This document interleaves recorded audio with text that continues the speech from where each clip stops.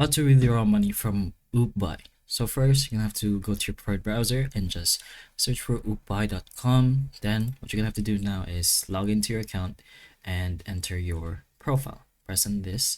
Then you should be able to find your wallet right below rehearsal.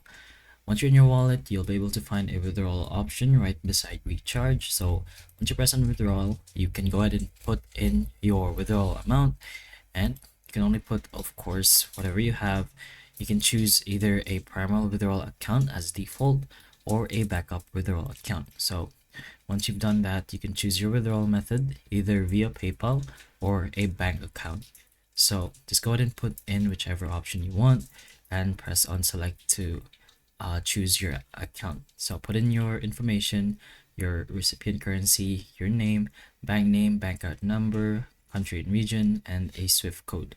You can also choose to select the account for default and then just go ahead and confirm, and you should be able to withdraw your money from Oopbuy once you press on the submit withdrawal request. So hopefully the information of this video can help you, and if it can, please like and subscribe for more videos like this, and that's all.